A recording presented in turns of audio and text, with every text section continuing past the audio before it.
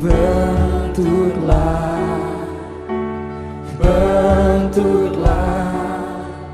hatiku jadi sepertimu. Kekudusanmu memenuhiku, Tuhan ini rinduku. Ubah hatiku seperti hatimu, kudus berkenan bagimu.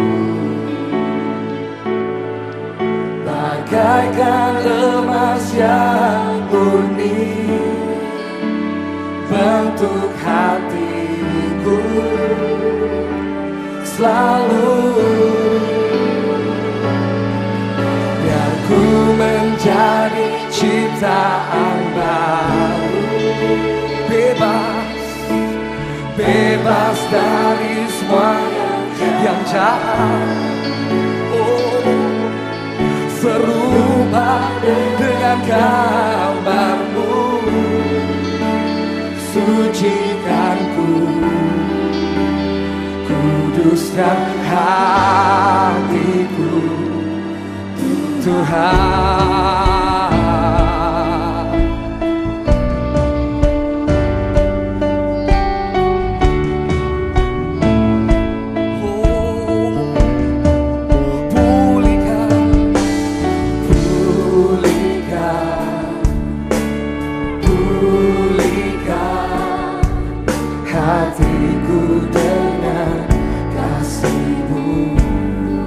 Katakan pada Tuhan, bentuk hati kami.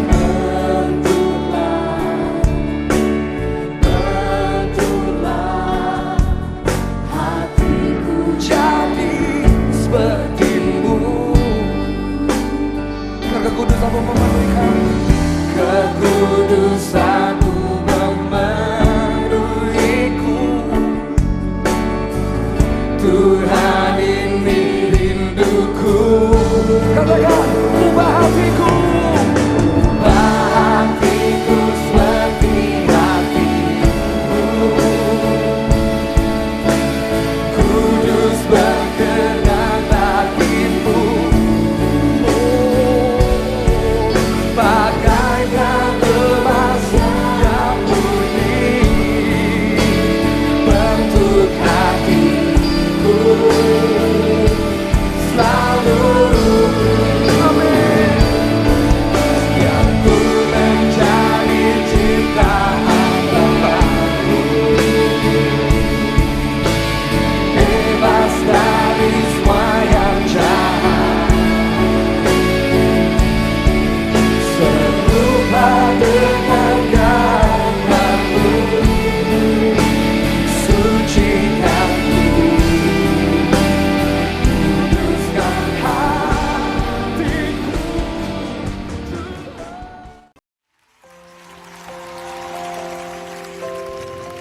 Sesaat lagi Anda akan memasuki waktu peribadatan.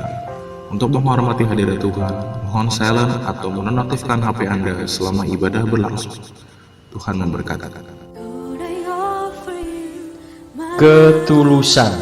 Mazmur 41 ayat 13. Engkau menopang aku karena ketulusanku, Engkau membuat aku tegak di hadapanmu untuk selama-lamanya. Ketulusan adalah sikap hati yang jujur dan bersih hati. Dalam ketulusan tidak ada kepura-puraan. Ia sanggup berkata ya pada ya dan tidak kepada tidak. Ketulusan tidak meninggalkan jejak negatif, tetapi semuanya positif. Karena ketulusan keluar dari dalam hidup yang bersih hati, sungguh-sungguh, jujur, tidak pura-pura, dan tidak serong. Jagalah hatimu tetap tulus, karena orang yang tulus akan memandang wajah Tuhan.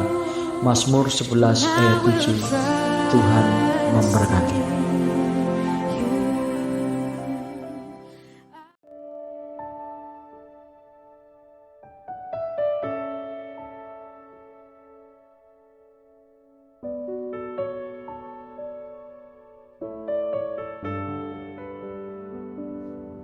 Mari kita dudukkan kepala kita di hadapan Tuhan untuk kita bisa menikmati kebenaran firman Tuhan setelah kita memuji dan memuliakan nama Dia yang kudus.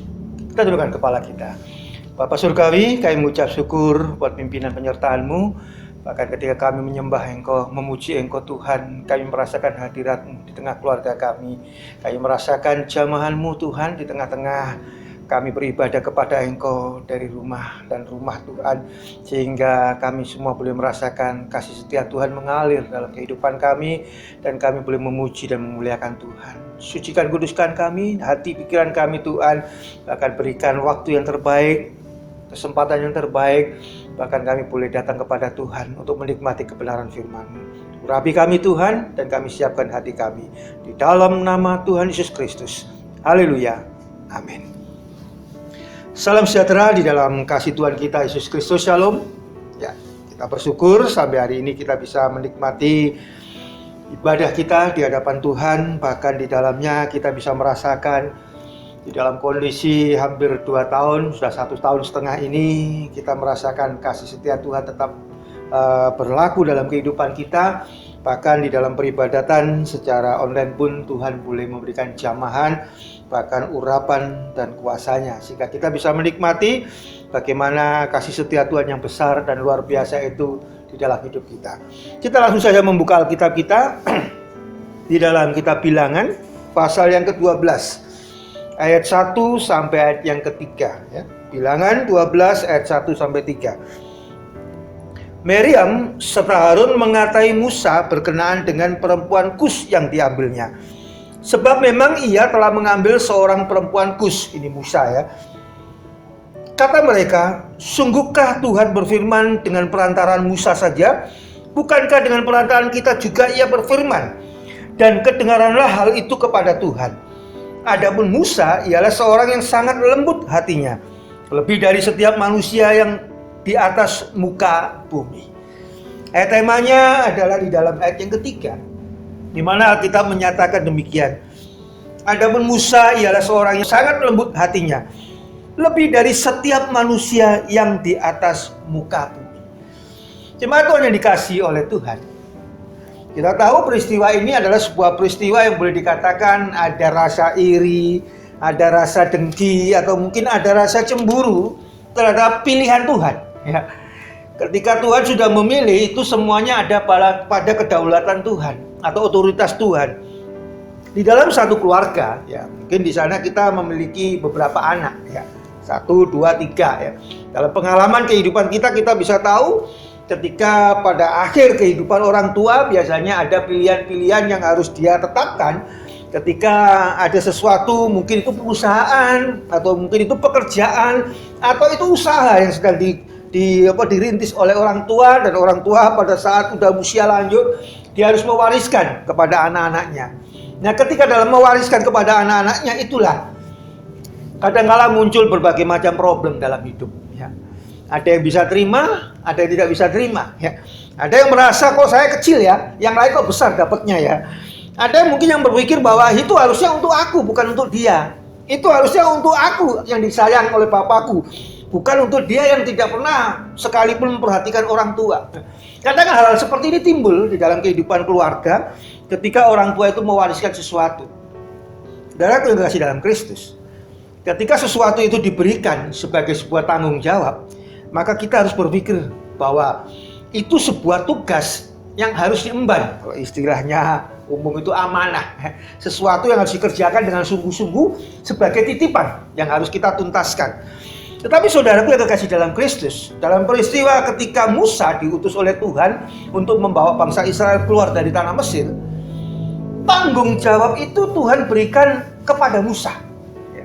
Memang pada satu kali Musa merasakan bahwa dia tidak pandai berbicara, dan Tuhan perhatikan kepada Musa, memberikan perhatian kepada Musa bahwa kau punya kakak yang bernama Harun.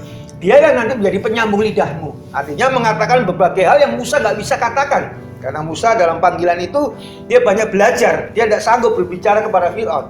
Ya, pada akhirnya kita tahu Harun dan Musa inilah yang berbicara kepada Fir'aun di dalam berbagai kesempatan untuk bangsa Israel itu bisa keluar dari tanah Mesir dalam perbudakan itu. Nah, pada peristiwa berikutnya ketika mereka sudah melewati sebuah perjalanan, kita bisa tahu di sana sebelum memasuki sebuah wilayah yang bernama Kanaan atau Yeriko, ada sebuah pergumulan besar di antara mereka bertiga, ya, ada Harun, ada Miriam, ada Musa. Nah, apa yang kita baca ini menunjukkan bahwa ada sesuatu dalam diri Miriam yang dia sampaikan kepada Harun. Ya, Harun tidak menyampaikan apa-apa di sana, tetapi Harun ada sedikit setuju dengan apa yang dikatakan oleh oleh Miriam. Hingga Miriam ini sini berkata bahwa apakah Tuhan itu berfirman hanya perantara kepada Musa, adik kecilnya itu? Ya. Apakah Tuhan tidak berbicara juga pada kita? Ini sedang menyinggung tentang tanggung jawab kepemimpinan terhadap bangsa Israel. Miriam merasa dia punya hak juga memimpin Israel. Ya.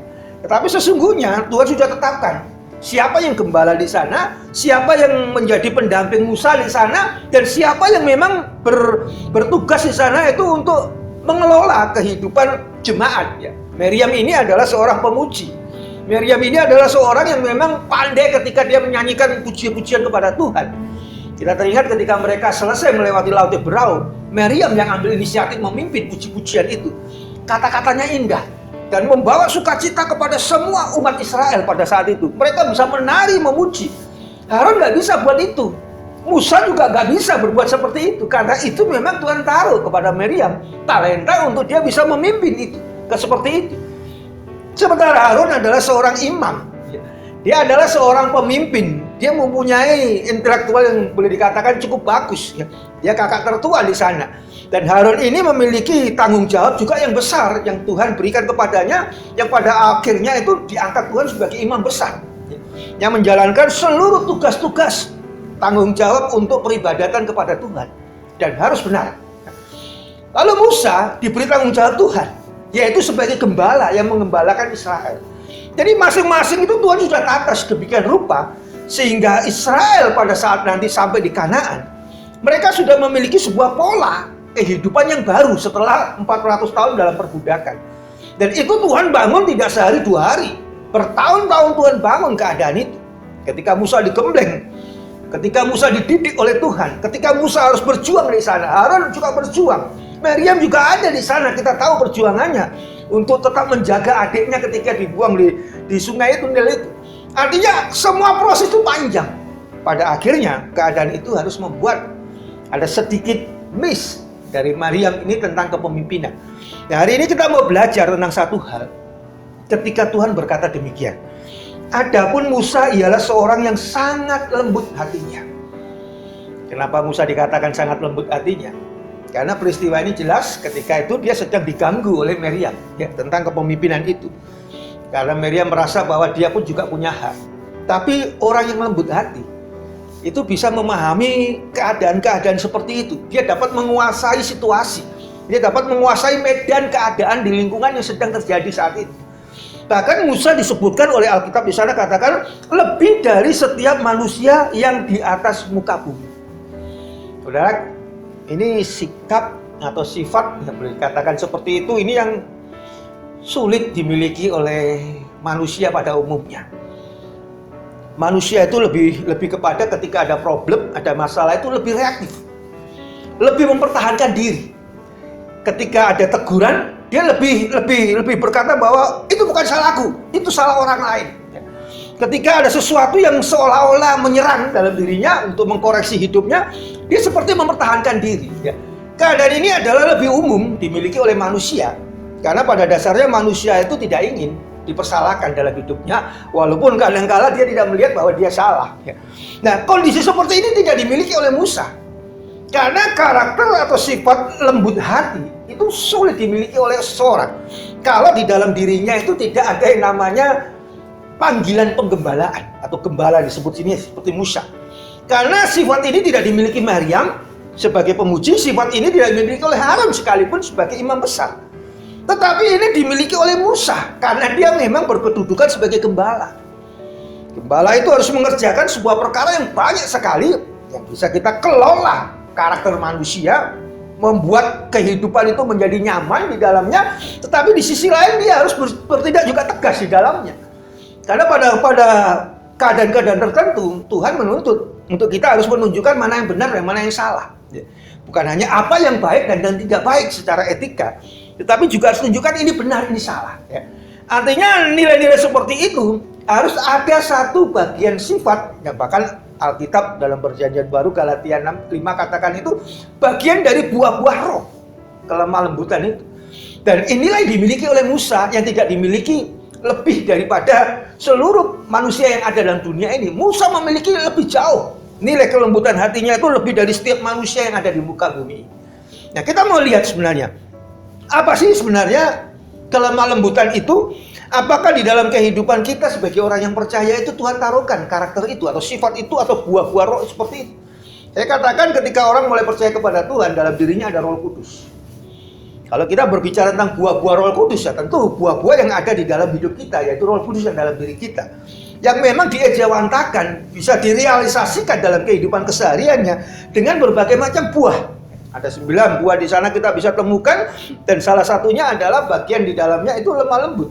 Ketika itu tidak muncul dalam pribadi orang, berarti dia tidak menghasilkan buah roh yang namanya kelemah lembutan. Karena nilai itu juga berkenaan dengan karakter yang dibentuk oleh Tuhan di dalam hidup kita. Pasti Tuhan punya tujuan, karena karunia roh seperti yang Tuhan taruh dalam hidup kita itu diberikan secara khusus. Tapi buah-buah roh itu adalah bagian bagaimana kita mengekspresikan kehidupan yang dipimpin oleh roh. Makanya di dalam 1 Korintus 12 ayat yang ketiga, itu orang nggak bisa berkata Yesus itu Tuhan kalau di dalam dirinya tidak ada Roh Kudus. Artinya itu tanda bahwa ketika orang mulai percaya dalam dirinya itu ada Roh Kudus, percaya kepada Kristus sebagai Tuhan. Ya, ketika Roh Kudus ada dalam diri kita, Galatia 5 juga mencatatkan bahwa kita harus dipimpin oleh Roh Kudus. Barang siapa yang hidup di dalam Roh Kudus, kita juga harus wajib dipimpin, hidup juga dipimpin oleh Roh Kudus dalam Galatia 5, 16 dan 17 itu. Nah, hari ini kita mau berbicara apa sih sebenarnya fungsi, manfaat, karakter yang kita miliki itu sebagai buah roh itu, yaitu lemah lembut. Ya. Karena tentu kita harus tahu ketika Roh Kudus menaruh dalam hidup kita kelemah lembutan dan buah itu nampak dalam keseharian kita, itu pasti ada sesuatu yang Tuhan mau inginkan dalam hidup kita. Seperti kepada Musa ini. Kita tahu perjuangan Musa tidak mudah. Memimpin Israel sejak keluar dari Mesir sampai menuju Kanaan, menjelang masuk Kanaan, karena Musa tidak bisa masuk Kanaan, itu tidak mudah. Tapi di sana kita bisa lihat perjalanan panjang 40 tahun. Musa harus mengelola umat Israel. Musa harus menggembalakan umat Israel yang kita kenal tegar tengkuk. Ya. Karena memang dia dididik dalam perbudakan yang cukup lama, 400 tahun turun-temurun di sana.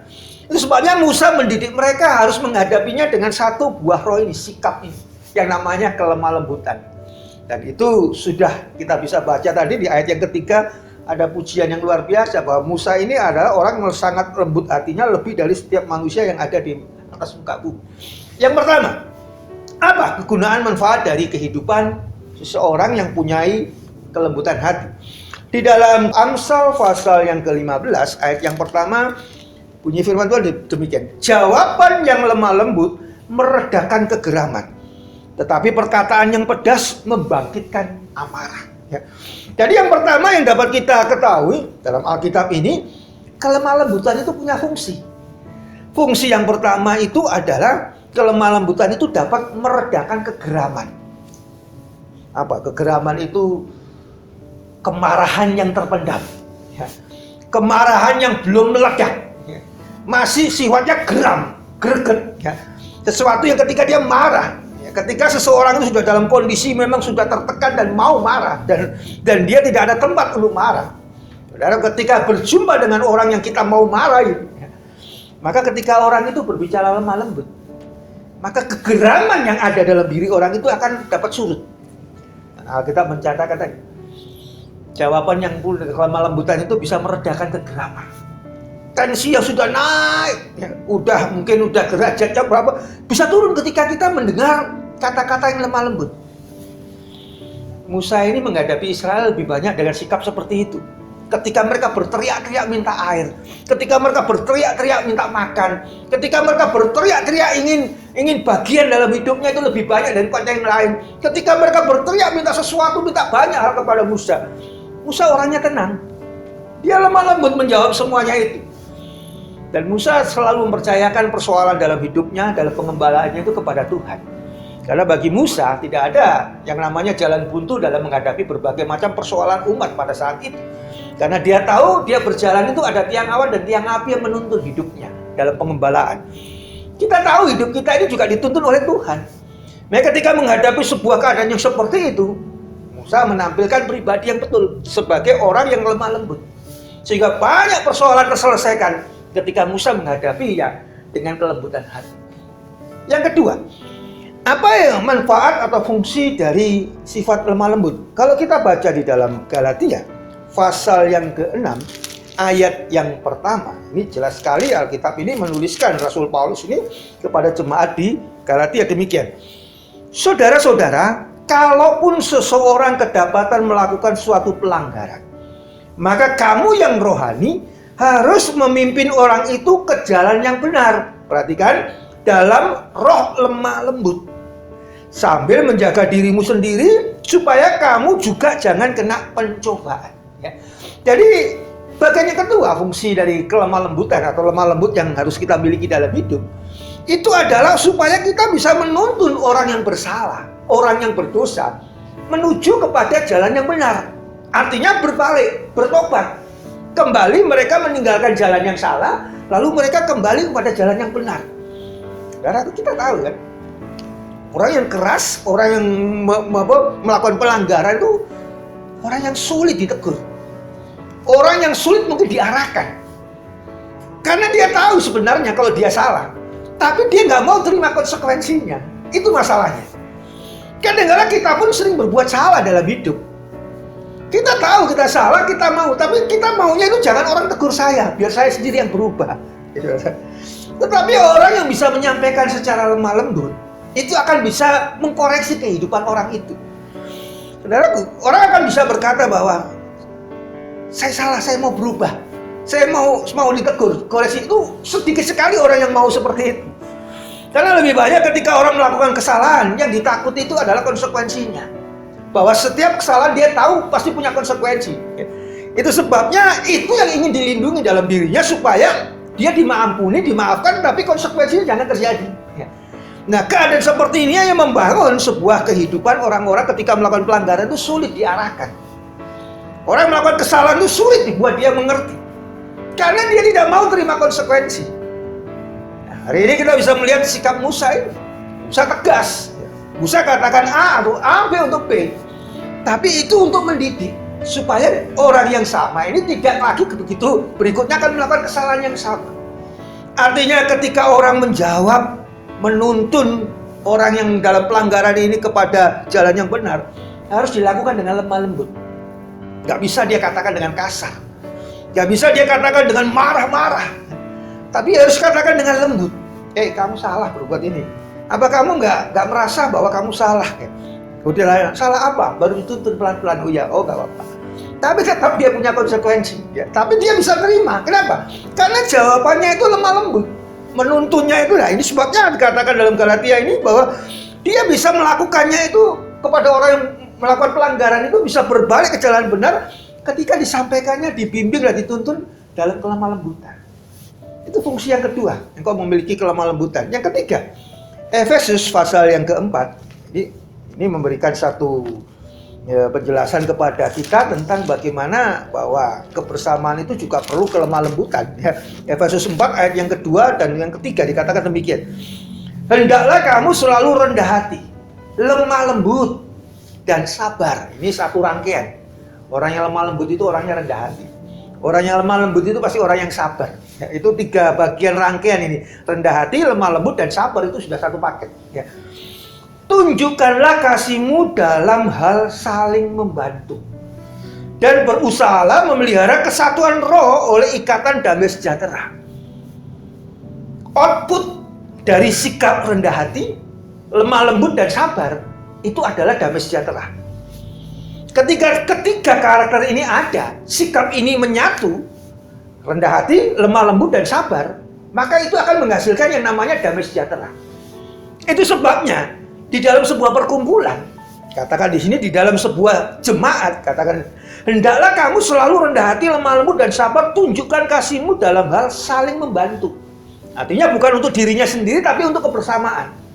Itu sebabnya karakter ini memiliki fungsi dan manfaat untuk kita miliki sebagai sesuatu untuk membangun unity, untuk membangun kebersamaan, kesatuan sebagai tubuh Kristus. Kerendahan hati, kelemah lembutan, dan kesabaran itu adalah bagian penting untuk membangun unity dalam sebuah perkumpulan atau kebersamaan.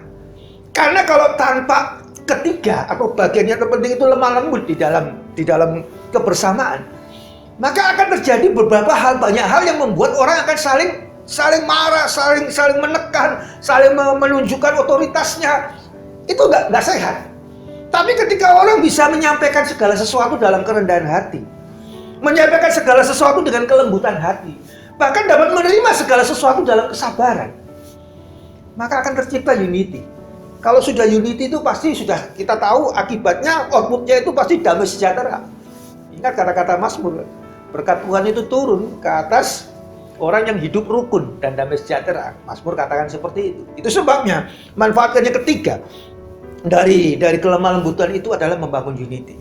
Yang keempat, apa manfaat dari kelemah lembutan itu? Yang keempat, 2 Timotius. Saya mencatatkan di dalam 2 Timotius pasal yang kedua, ayat yang ke-25. Ya, kita coba baca ayatnya. Dan dengan lemah lembut dapat menuntun orang yang suka melawan. Yang keempat adalah manfaat dari kelemah lembutan, sikap itu adalah menuntun orang yang suka melawan. Kita tahu kenapa orang suka melawan? Tadi, ada banyak sebenarnya kekurangan dalam hidupnya. Ada banyak sesuatu yang kurang dalam karakter dan sifatnya, sehingga timbullah orang menjadi suka melawan. Kenapa? Karena dia merasa benar, dia merasa pintar, dia merasa bisa melakukan banyak hal. Orang lain itu tidak seperti dirinya, sehingga ketika ada nasihat, ada tuntunan, dia melawan. Nah, orang-orang yang seperti ini akan sulit ketika juga ketemu orang yang memang keras juga. Karena orang yang suka melawan itu sebenarnya untuk menutupi segala kekurangan yang ada dalam dirinya. Itu sebabnya untuk menyampaikan, menuntun orang yang seperti ini, harus kita miliki sifat atau karakter yang namanya kelemah lembutan. Dan buah-buah roh ini Tuhan taruh di dalam kehidupan berjemaat itu, fungsinya itu penting seperti ini. Supaya ketika orang yang suka melawan itu ada dalam perkumpulan, mereka bisa diperhadapkan atau menghadapi orang seperti ini. Sehingga pendengarannya itu bisa memiliki pendengaran seperti seorang murid yang mau diajak. Sikapnya itu bisa dikendalikan seperti orang yang memang sudah lahir baru. Kehidupannya itu betul-betul memang kehidupan yang mau bertumbuh, tidak kuntek, tidak seperti bonsai. Tidak mau bertumbuh, sudah cukup lama dia hidup tapi dia tidak mau bertumbuh. Kan pohon bonsai seperti itu. Dia udah bisa hidup ratusan tahun tapi dia tidak bisa bertumbuh besar dan lebar. Karena semuanya terhambat pertumbuhannya dan sengaja mungkin bisa dihambat oleh dirinya sendiri. Artinya ketika ada orang yang suka melawan, maka orang yang punya karunia, orang yang punya buah roh dalam hidupnya kelemah lembutan, dia akan mampu menuntun orang itu. Karena memang fungsi yang keempat itu adalah untuk menuntun orang yang suka melawan. Yang terakhir, yang keempat ini yang penting juga, fungsi atau manfaat daripada sikap atau sifat dari lemah lembut itu adalah dalam Yakobus pasal yang ketiga, ayat yang ke-13. Siapakah di antara kamu yang bijak dan berbudi? Baiklah ia dengan cara hidup yang baik menyatakan perbuatannya oleh hikmat yang lahir dari kelemah lembutan. Saudara bisa memahami apa yang dimaksud dengan hikmat yang lahir dari kelemah lembutan. Saudaraku, kadang-kala kita bisa menangkap kata-kata orang itu ketika disampaikan dengan kasar, maka dia tidak bisa menangkap maksud baik yang ada di dalamnya. Kadang-kadang hanya perkara suaranya yang terlalu kencang, kita tidak bisa menangkap maksud baik yang ada di dalamnya. Ya, itu sebabnya memang hikmat itu harus disampaikan dengan kelemah lembutan. Ketika kita menyampaikan dengan kelemah lembutan, orang yang menerima itu sudah punya ketenangan. Orang yang menerima itu akan bisa menangkap perlahan-lahan apa yang dimaksud dari pesan itu. Itu sebabnya kelemah lembutan ini juga membuat orang itu bisa menjadi bijak dan sopan. Orang yang memiliki sikap atau sifat lemah lembut, buah-buah roh itu dalam hidupnya, maka dia akan bisa berlaku menjadi manusia atau pribadi yang bijaksana dan sopan. Bijaksana dalam pengertian dia tahu kapan merendahkan, kapan dia menurunkan suaranya, volume suaranya ketika berbicara kepada orang lain yang begitu keras, yang begitu suka melawan, yang begitu harus kita balik supaya dia bisa berubah dari kehidupannya, supaya dia menjadi orang yang benar ke dalam hidup jalan yang benar. Maka ketika orang menjadi bijaksana itu karena ada kelemah lembutan dalam dirinya. Itu adalah bagian yang terakhir dari manfaat dan fungsi kelemah lembutan. Jadi buah roh yang namanya kelemah lembutan itu ada dalam diri kita sebagai orang percaya. Itu bisa membuat saudara dan saya itu menjadi orang yang bijaksana. Dia bisa berkata pada waktu yang tepat. Dia bisa marah pada saat yang tepat. Tapi dia juga bisa berdiam diri pada saat yang tepat. Dia bisa melontarkan pujian pada saat yang tepat. Dia bisa melontarkan sesuatu, mungkin itu teguran atau mungkin koreksi kepada orang lain pada saat yang tepat. Karena dia orang yang bijaksana itu tahu kapan dia harus bicara dan kapan dia harus diam. Tetapi bagian yang penting juga itu selain menjadi orang bijaksana juga menjadi orang yang santun, orang yang sopan. Karena orang yang lembut hati itu orang yang sopan. Karena kemarahannya itu dia bisa ditangkap oleh orang lain sebagai bentuk kemarahan kadang-kala. Dia marah tapi dia sampaikan dengan lemah lembut. Orang yang memahami karakter itu dia akan tahu, oh dia sedang marah ini. Karena dalam tata bahasanya kita bisa tangkap dia sedang marah. Artinya orang yang lemah lembut itu akan menjadi orang yang bijaksana sekaligus dia menjadi orang yang sopan. Dan kelima, fungsi dan manfaat dari kelemah lembutan inilah yang saudara dan saya miliki. Karena dalam kehidupan kita itu dibutuhkan. Karena ketika itu ada di dalam sebuah perkumpulan, kehidupan dalam keluarga, dalam sosial kita, keseharian kita, terlebih dalam berjemaat, maka kelemah lembutan itu bisa mengatasi kemarahan atau kegeraman. Kelemah lembutan itu dapat memimpin orang ke jalan yang benar. Kelemah lembutan itu dapat membangun unity dalam kehidupan kita bersama. Kelemah lembutan itu dapat menuntun orang yang suka melawan. Kelemah lembutan itu juga dapat menjadikan kita menjadi pribadi yang bijaksana dan sopan. Amin buat firman Tuhan. Kita tundukkan kepala kita. Kami bersyukur kepada Engkau Tuhan untuk kemurahan rahmat-Mu, untuk kasih setia Tuhan yang besar atas hidup kami. Bahkan pimpinan Tuhan sampai hari ini dapat kami rasakan itu semua oleh karena kasih dan kemurahan-Mu. Tuhan berkati umat-Mu, hingga mereka dapat memiliki kelemah lembutan dalam hidup mereka. Hingga mereka tahu bahwa itu bagian dari pribadi Roh Kudus yang Engkau ingin nyatakan dalam hidup kami sebagai buah-buah roh dalam hidup kami. Sehingga kami dapat membangun kesatuan atau unity itu Tuhan. Kami dapat menuntun orang lain dan mereka hidup dalam kebenaran. Kami dapat menuntun orang lain yang suka melawan Tuhan. Bahkan ini juga menuntun kehidupan kami Tuhan, supaya kami memiliki kehidupan yang bijaksana dalam keseharian. Kiranya berkat dari atas firman-Mu tentang kelemah lembutan ini Tuhan menjadi rema dalam hidup kami, berkat yang permanen sebagai karakter hidup kami, sehingga hidup kami Tuhan dapat menjadi berkat bagi banyak orang. Tuhan, kami bergumul dan berjuang terus untuk bangsa negara kami Tuhan. Kami bawakan di hadapan-Mu. Tuhan, berkati negeri kami ini Tuhan, pemimpin-pemimpin kami Tuhan, dari mulai Bapak Presiden, Wakil Presiden, jajaran Menteri, Gubernur, hingga tingkat yang paling bawah, wali kota, camat maupun lurah, RW Tuhan. Tuhan, berikan mereka hikmat-Mu. Hari-hari ini sedang berkembang Tuhan, adanya perkembangan COVID dengan varian yang baru. Tuhan, tutup bungkus kembali bangsa ini. Tuhan, lindungi mereka. Tuhan, beri hikmat kepada mereka, supaya kami dapat menjaga hidup kami, diri kami dalam kedisiplinan, dalam hidup sebagai pribadi di negeri ini dengan new normal Tuhan, sehingga penyebarannya dari COVID varian baru ini tidak seperti di awal tahun yang lalu Tuhan. Bagaimana perjuangan yang begitu luar biasa harus kami hadapi. Saya percaya Tuhan beri hikmat kepada pemimpin bangsa kami. Tuhan, berkati negeri kami, berkati Tuhan umat-Mu di negeri ini, bangsa ini Tuhan, sehingga di dalam lindungan dan penyertaan Tuhan. Berkati semua jemaat-Mu Tuhan, hidup mereka, pekerjaan usaha mereka, kehidupan rumah tangga mereka dalam perlindungan Tuhan. Kalian Tuhan, jemaat-Mu akan melakukan aktivitas selanjutnya. Tuhan, limpahkan berkat-Mu bagi mereka. Kiranya berkat, kasih karunia dan anugerah dari Allah, cinta kasih dan damai sejahtera dalam Kristus Yesus, kekuatan dalam persekutuan Roh Kudus-Mu yang Kau limpahkan dalam kehidupan umat-Mu Tuhan, mulai hari ini, esok sampai Maranatha, Tuhan datang pada kali yang kedua. Di dalam nama Tuhan Yesus Kristus, hamba mengucap syukur kepada-Mu dan berdoa. Haleluya. Amin. Haleluya, haleluya, bagi anak domba. Haleluya, haleluya, darahnya setiap pihak, suku bangsa, semua makhluk dan pulau. Berikan glory, berikan hormat, beri pujian bagi Anak Domba.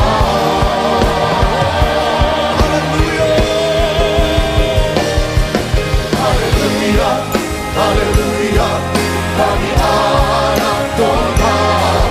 Haleluya, haleluya, darahnya menentukan setiap pihak, suku bangsa, semua makhluk dan pulau.